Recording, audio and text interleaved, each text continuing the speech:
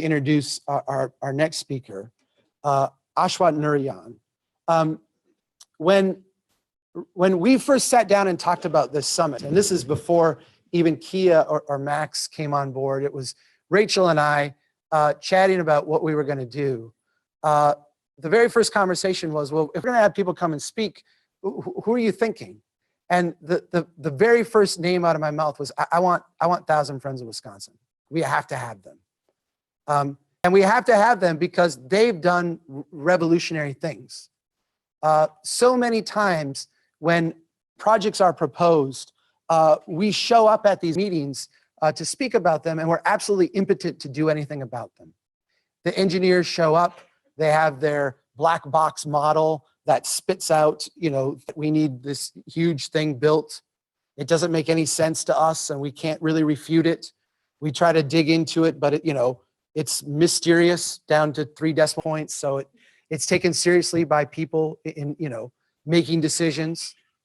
And it's really, really difficult to overcome that kind of internal inertia in our process. But one group has done it. One group actually stood up and said, no, we're going to challenge this, and we're going to be strategic about it, and we're going to be sophisticated about it. And they won. And I said, I want them to come here and tell the story.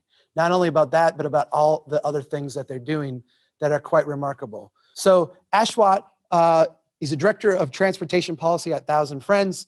He works on research, policy, and community advocacy to increase transportation ops in Wisconsin, on building a transportation system that works for everybody. His work recently has focused on wasteful spending on highway expansion projects. He has a master's degree in transportation from the University of Wisconsin-Madison. I won't hold that against you in any way. No, we think that's like the second school after no, I'm kidding. University of Minnesota and University of Wisconsin in Madison are both premier engineering institutions. So that's as rivalrous as we get. Please, everybody, join me in welcoming Ashwat Narayanan.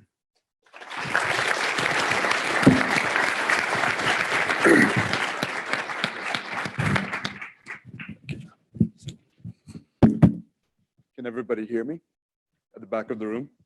Great. Well, that's the nicest way anyone's ever propped up a rivalry before. I guess that's how Minnesotans, huh? So. Thank you, Chuck. So thank you all for being here today, and it is a great honor and privilege for me to be here as well. Thank you to Chuck and the rest of the Strong Towns team who invited us to share some of the work we've been doing in Wisconsin with all of you great people here today. So a little bit about me. My name is Ashwat Narayanan, and I came to America about 8 years ago to go to grad school at the University of Wisconsin, where I was doing a degree in transportation engineering. And while I was there is when I started realizing that what I was doing was, and I really enjoyed grad school, but while I was there, I realized that I was training myself to really, my job would be to get cars from point A to point B as soon as possible, regardless of the consequences to human beings or their communities. And then I started realizing that, this profession that I was part of was really operating in a vacuum, and a profession that has such an impact on so many other different things in the world was very narrow, and it only looked at a very small slice of how we do things. And so that's what led me to learn more about the things that Chuck was saying earlier today, and how and that's what led me to 1,000 Friends of Wisconsin. So 1,000 Friends of Wisconsin is an environmental land use nonprofit, and like many of the other 1,000 Friends groups that cropped up in the country a few decades ago, we were first primarily started to write and implement the state's comprehensive planning law. Today, about 90% of communities in Wisconsin actually have adopted that law. So since then, our mission has somewhat evolved, and what we do, what we focus on today more is trying to make the connection between all of the different things that go into building healthy communities with positive environmental benefits. So, and we also realize that we really need to work in an interdisciplinary manner. So for tackling complex problems like climate change, you just cannot afford to work in a vacuum anymore. You have to work in an interdisciplinary manner. And that's what we hope to do at Thousand Friends.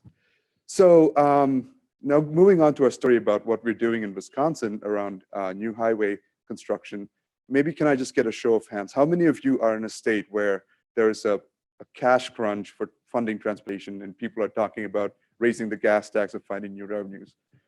Wow, so the whole room is great. Okay, that's exactly what's happened in Wisconsin as well. We have purportedly a $1 billion shortfall in our transportation fund, that's just this year alone. And if we don't invest this money, it's going to be a huge threat to the state's economy. Apparently, we're going to lose, 4,100 jobs and nearly $3 billion will be lost in economic impact. So how did we get to this point? What led to us, being in a constant state of near insolvency of the transportation fund? So these are some numbers that show you how we've been making our transportation investments over the last 15 years or so. As you can see, the red line there is major highway expansion projects, and that has been, we've seen a 45% increase, and that's been even increased. I know the graph only goes till 22, but it's gone up even more since then. At the same time, general aids, which is a pot of money that local communities, cities, municipalities, towns, and villages can use for discretionary local infrastructure spending, has declined by about 11% in the same time period. And local road funding, which is money that communities can use when their local roads are extremely deteriorated, has gone down by 45% at the same time. So if you look at what's happened between 2000 and 2016, highway funding has remained about the same, 52% in 2000, and it's gone up by a couple percent today, so it's 54%. But all of the other things, so transit funding has dropped by a percentage point at the same time. General transportation aids has gone from 19% in 2000 to 14% today. Local road funding has gone from 14% to just 6% today. And at the same time, debt service, repaying debt that we've taken on to build our transportation systems has gone from 5% of the budget in 2000 to 16% today. And frankly, these numbers are pretty staggering. What this really shows is that all of the highway spending money has come at the expense of other infrastructure. So every other transportation mode has suffered because of a single-minded focus on just making sure that our highways are performing well. And don't get me wrong, we do think that it is important to keep our highways in a state of good repair. But what we don't think is important is to keep adding more and more capacity to these large highway expansion projects when every other priority is failing. With all of this data, we realized that in order to maintain the continued solvency of our transportation fund, we needed to aggressively reprioritize how we fund transportation in Wisconsin. And that was our long-term goal. So when we had this goal, the first thing we decided to do was to look for information that would support our claims. And we found that there wasn't really a repository of good, specific local level information that we could use in Wisconsin to talk to people about it and make a case to decision makers. So that's what we started doing. We started compiling data, and the first thing that we decided to look at was traffic projections. And the reason we did that is because in any environmental impact statement, the first thing that a DOT does is say that we need to build this new capacity because traffic is going to multiply and overflow, and otherwise we don't do this, we'll have terrible congestion problems. So we decided to look at what the true picture was. These are 4 major highway projects that cost over $2 billion today, more than just the cost of just repairing them. And so these were the major projects that we focused on when we did our data collection, and we moved on to traffic projections. And we looked at 11 other different projects in the state of Wisconsin, and we found that on average, DOT was over-predicting traffic by 73%. And this is particularly significant because just a small decrease in the volume of cars on a highway can have multiplying effects on safety and speed. So just, if you use traffic by just a little bit, you can have 20 to 30 miles, 20 to 30% increase in speeds. And we looked at 11 different projects, and we found that on average, there was a 73% over-prediction, and this was a pattern across the state. Those 4 highways that I showed you earlier, this is the reality of what we were seeing. Between when the project was enumerated and today, for example, on Interstate 94 east-west in Milwaukee, which is a major highway which goes downtown Milwaukee, DOT expected the traffic would grow by 23% between 2000 and 2012. And the reality was that it was minus 8%. Highway 23, a small rural county road, 55% at the same time. The reality, minus 5%. I-90 South, which is a major arterial connecting Wisconsin to Illinois, 30% estimated growth. The reality was just 1%. And so we found that traffic projections were just not matching up to what was happening in real life. And we started, all of this data we collected into one repository and made it available for anybody to use who were concerned about highway expansions in their community. The next thing we also looked at was that, the second big thing that DOTs always use when justifying a highway expansion is talking about safety. But what we realized is that DOTs were not making the distinction between severe injury and deadly crashes that have a far greater emotional and social toll on society than crashes that happen as a result of congestion in peak hour. So we looked at a bunch of different projects, but again, we go back to I-94 east-west in Milwaukee, and we looked at between 2005 and 2012, there were 5 fatalities that took place on that stretch of roadway. And all of the fatalities took place outside of peak hour congestion, something that would not be solved by adding lanes. Alcohol was a factor in over a third of all of these severe crashes. And in general, we found that adding lanes was correlated with more increased high-speed crashes, which then lead to more severe deadly injuries. And so the safety argument was not valid as well. And so we collected all of this data too. And finally, we looked at, what is the infrastructure that we really need to fix? We hear about DOTs and everybody saying that we really need to fix all of these roads and highways, but what we found was we took all of the different local roads in Wisconsin, put them on a map, and overlaid that with the roadway condition data from the state of Wisconsin that they had collected. And we made an interactive GIS application that any citizen could go and click on and look at what their local road condition was. We found that 38% of all local roads were rated poor. And in stark contrast, we found that 2.4% of state backbone highways were rated poor. So nearly 98% of all state backbone highways are in really good condition. So this was really stuck. And so the way that local road infrastructure manifests is this way. We have transit stops being cut. This is a picture one of our members took in Appleton, Wisconsin, of someone in a wheelchair having to use the shoulder of a major county highway to get to wherever they were going. We have cracked local road and sidewalk, and we have severe potholes across the state, leading to hundreds of dollars of repairs to cars and to cars. So once we collected all of this information, we also looked at a couple of other things. We looked at the cost-benefit analyses that DOTs were putting out and other advocacy groups were putting out, and found that they did not take into account things like the externalities of construction. And also we looked at the impact of new highway capacity expansion on segregated and marginalized communities across the state of Wisconsin. So this leads us to the case of Wisconsin Highway 23. All of the things that I'd mentioned earlier, Wisconsin Highway 23 was one of the most egregious examples of unnecessary highway construction. This is a small rural county road, about 19 miles between 2 towns in central Wisconsin, Fond du Lac and Sheboygan.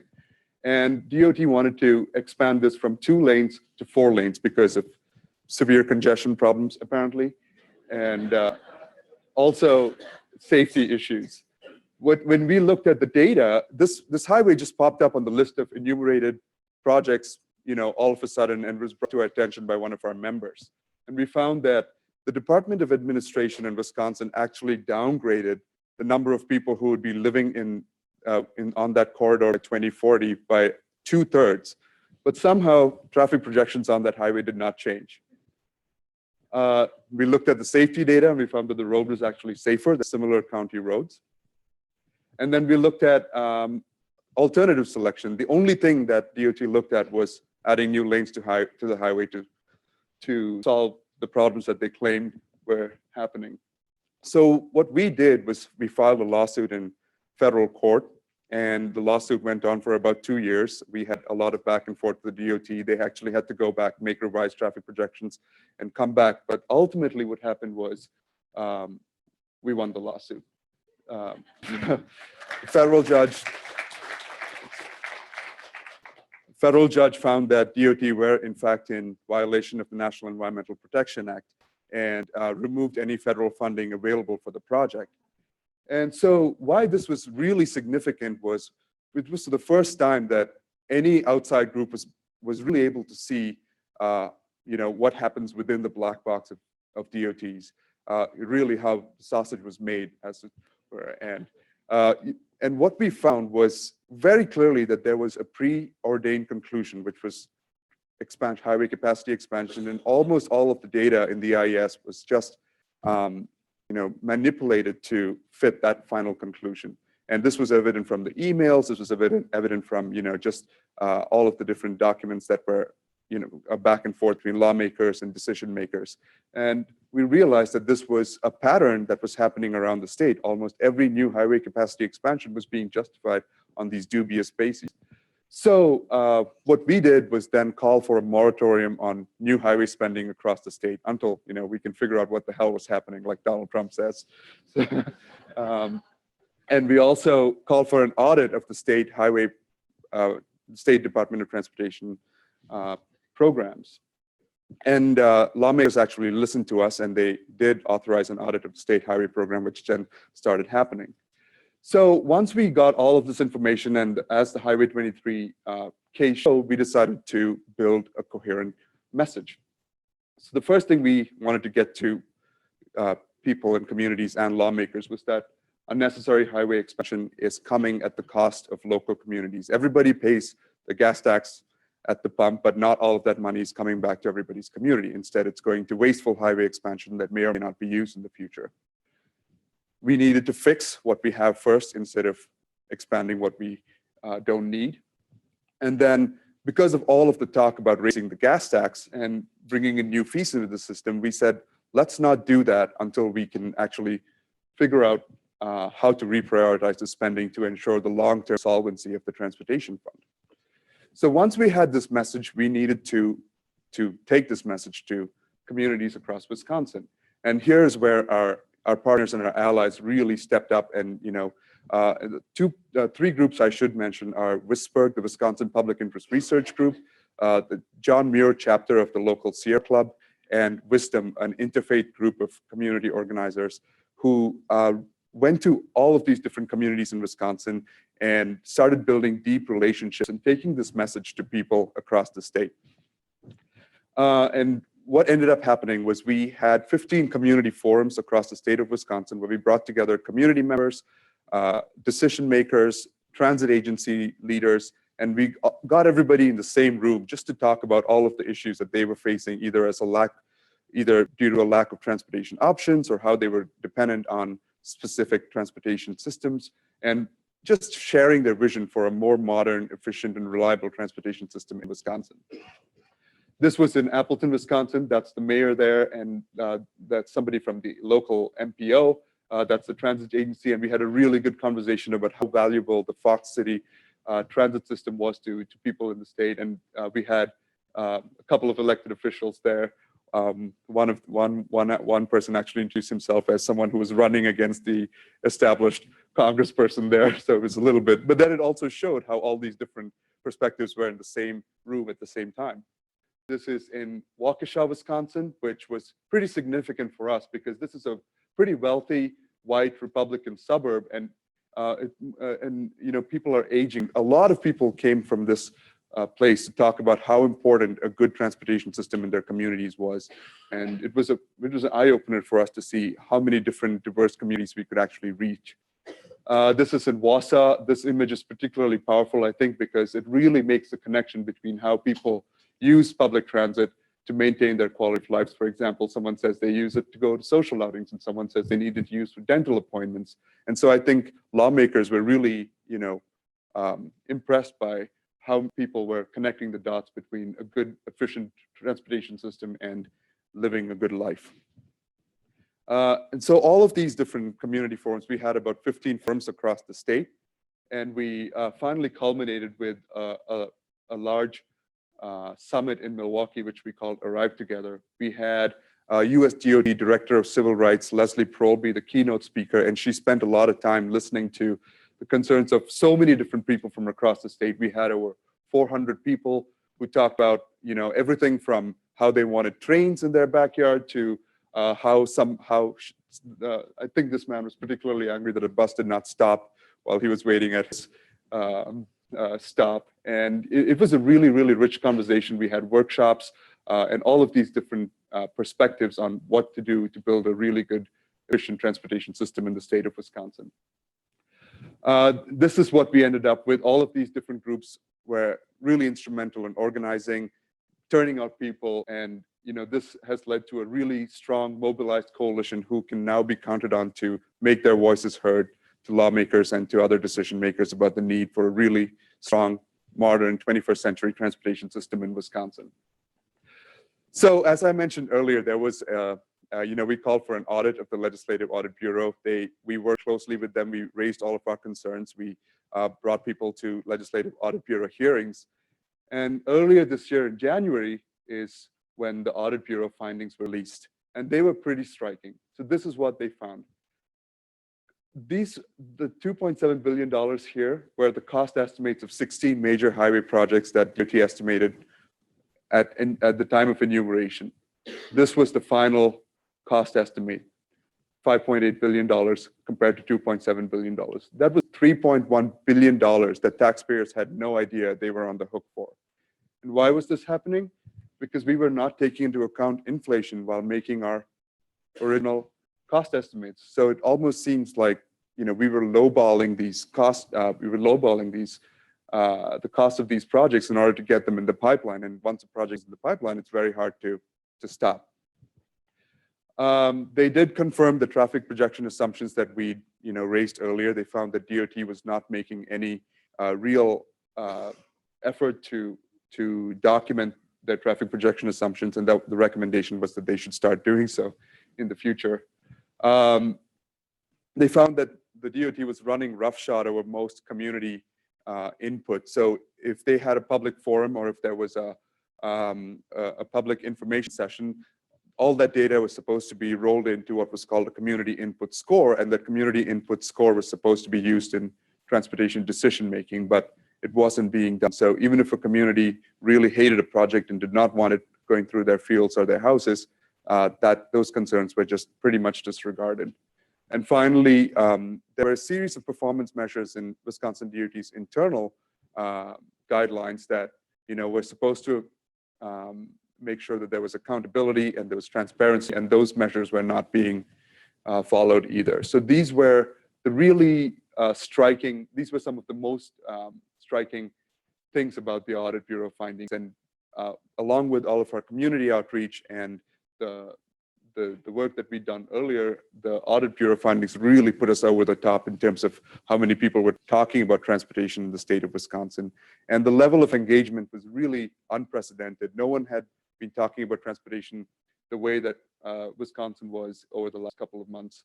And we just got a whole bunch of press coverage nationally, statewide, and all of this really put a lot of pressure on lawmakers and decision makers to change the way things were being done in Wisconsin. So finally, what happened is we got a new Secretary of Transportation, and for the first time, he uttered the words, any lawmaker or decision maker in Wisconsin said the words, "We must spend less on roads and build fewer projects." The governor himself came out and talked about changing transportation trends in the future, how people are more likely to be using Lyft and Uber and things like that, and how we must at least understand what's going on before we invest all this money into new highway expansion. A couple of major highway expansion projects that we'd opposed previously were actually scrapped. And, the DOT secretary said that we have a spending problem. So this was a really a sea change in how decision makers were actually looking at transportation spending in Wisconsin. So that's not to say we don't have any more challenges. I don't know if any of you heard the term infrastructure cult propaganda, but I don't know where that came from. But we have a huge effort by all these advocacy groups. The highway lobby is really, really powerful in Wisconsin, and there was a really well-funded effort called Just Fix It. And it's who can argue with Just Fix It? Yeah, we should just fix our roads, but really this was an effort to gain support for increasing the gas tax spending and greenlighting all of these major projects that could end up being a huge waste of taxpayer money. There's always a constant threat from lawmakers that transit will be removed from the transportation fund, which means that public transit would have to compete with other essential things like schools and healthcare. The state's Complete Streets program, I know, our bar is so low, we're not where Chuck said we should be at yet, so we still support the Complete Streets infrastructure. It has been removed from any project that happened in the state today, and it has not been reinstated. And in general, many lawmakers today still have a hostility to funding good public transportation, although we are seeing signs that some of that is changing. So we took all of this, and these are some of the big lessons that we learned. It is important to make sure that all of the data and information that you have is specific and local to your community, and it is easily accessible to anyone who is, who wants to pose a project. It is important. We really found that building a coherent and simple message with not too much extraneous stuff was important to be able to communicate in a room, especially when there's a wide variety of perspectives available. I cannot understate how important it is to put in the work, cultivate local relationships. All of those groups that I'd shown you earlier put in, so much effort to go into different communities and talk about the issues we face from a transportation perspective.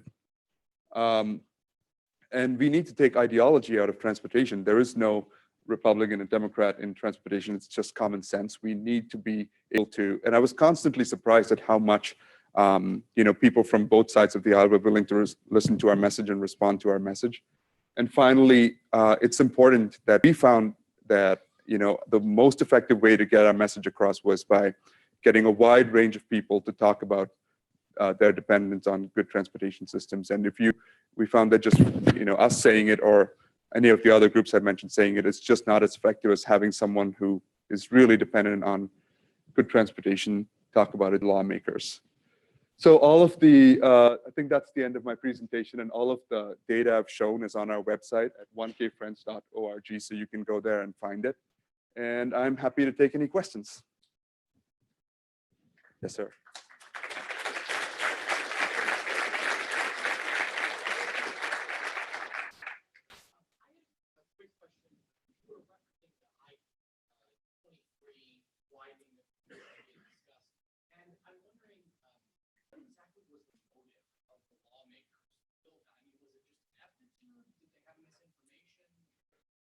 So I think this project it was made into a state connector route by Wisconsin DOT a long time ago. So it was almost there wasn't really any sort of data or analysis as to why that was made a state connector route, and so the widening then became an afterthought, saying, oh, this is a state connector, let's widen the highway to make sure that all the state connectors are up to 4 lanes or whatever. And then that started going to the community, and I think a lot of community members felt that they deserved that highway widening, essentially. And what happened is a lawmaker who listened to his constituents got that put into the state enumeration process without going through all of the other steps that usually happen in such a project. So essentially, somebody at some point administratively said this is a different type of road, and then the dominoes fell thereafter. That's exactly right. Yes, ma'am. Who's mad at you for your success? That's a great question. Sorry, I will do that. She asked me who is mad at us for our success. Well, I mentioned earlier, the highway lobby is really powerful in Wisconsin, and essentially what this is doing is taking away high value billion-dollar expansion projects and restoring them to our communities. So people who stand to gain from unnecessary highway expansion are, in fact, mad at our success. But we take that as, we wear that as a proud badge of honor.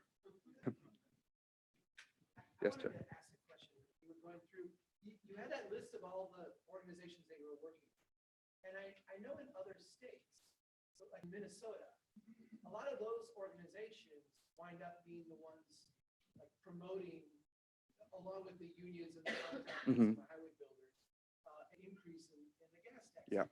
You had that one principle in there, which was, we're not going to spend any more till we get our priorities straight. Right. And that, what I see in a lot of states is where we'll go out and build kind of a grand coalition. Okay, we're going to do more highway spending, but we'll also do more bike and walk and more transit. So let's get everybody on board. How was that hard for you to do what you did? And what were some of the ways you went about it, and why? Why did you choose to not go the route that other people went? Yeah, so the first reason is that we've done that before. We've done that about 10 years before, and we found that it did not work. What ended up happening is that we got an increase in the gas tax, all these new highway expansions got built, and local infrastructure priorities fell by the wayside. And so we realized that that was just not a sustainable way to do it. And second, as I showed you before, if we did get an increase in the gas tax and we kept on this model of raising revenues while our transportation priorities were out of whack, it would, we'd be in exactly the same situation 10 years down the line. So there was just, all of the work that we'd done would just be wasted. So I think this was the number one principle of our campaign. We're not opposed to a gas tax in the future, but we are opposed to it unless we change our transportation priorities. So that was the one thing we said to anybody who wanted to join our coalition, is that, we are not going to be, if you're looking for raising revenues, this is not the coalition you want to be part of. We made our case pretty clear. And I think, the number of people who actually joined is a testament to how that message is starting to resonate around the state today.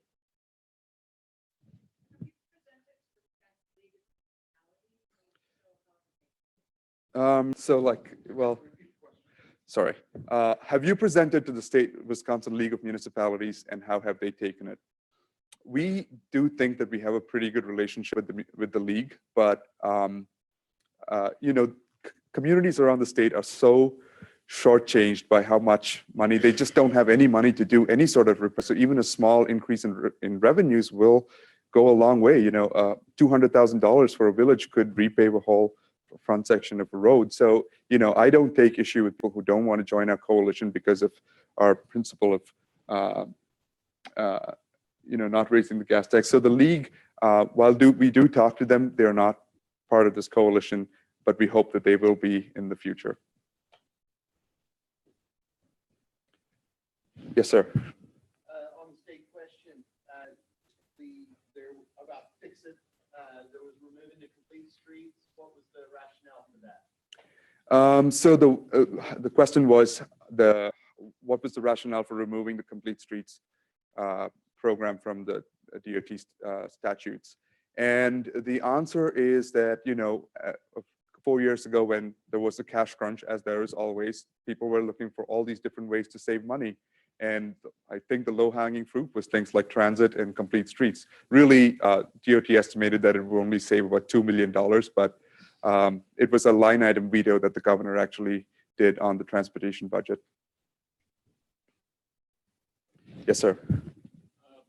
Several years ago, when Governor Walker first took office, he declined money from federal government for high-speed rail, or so-called high-speed rail, in Milwaukee and Madison. Do you see that being back on the table as there may be more interest in alternative transportation options in Wisconsin? So the question was, several years ago, Governor Walker of Wisconsin refused money from the federal government to build high-speed rail in the state, and he wanted to know if that was still an option that would be back on the table.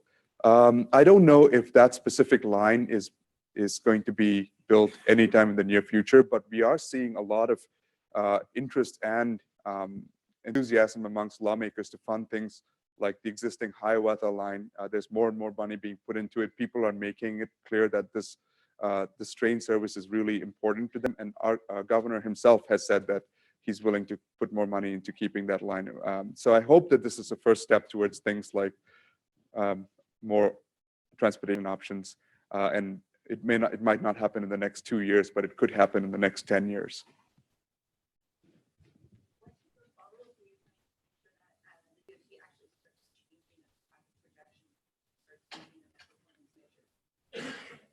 So the question is, what type of follow-up are we doing to make sure that the DOT actually changes its traffic projections and becomes more transparent? So the first thing we're doing is we're working with a bipartisan group of lawmakers to make sure that all of the recommendations of the state legislative audit bureau is actually enshrined into law, so it becomes state statute, and that would force the DOT to be more accountable to the legislature. And then the other thing is, we hope to communicate all of the other things that we've said before through the coalition that we built, and keep transportation at the top of people's minds, and get legislators to listen to what people really want more and more. And that's the initial plan for the next year or so. Yes, ma'am. Given the audit findings from the public input, I was just curious, was not the DOT already claimed to be doing a content-sensitive process, or they have their own process, and then it was found that they were regarding public input? So the question was, did Wisconsin DOT already be claimed to be doing a context-sensitive process, or were they just disregarding their own? Or was it or was it, or did they disregard, or did they have their own internal process that was different from what was well, so they did have context-sensitive design language in their statutes earlier, but that was also removed at the time of complete streets removal. So that was different from the community input score that I talked about earlier. So that was actually part of their manual, and it was found that they were disregarding the community input score, while context-sensitive design was not part of anything in general. Well, we have time for one more question. Yes.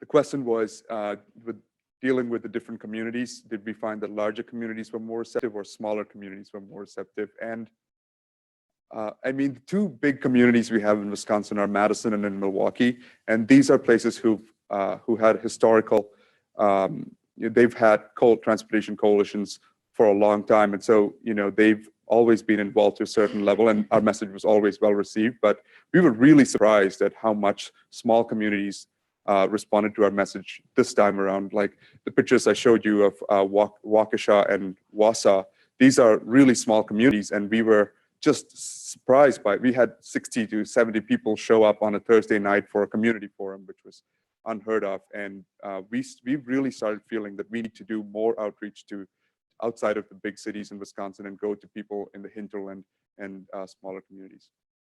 I think that will conclude it. Thank you. Thank you.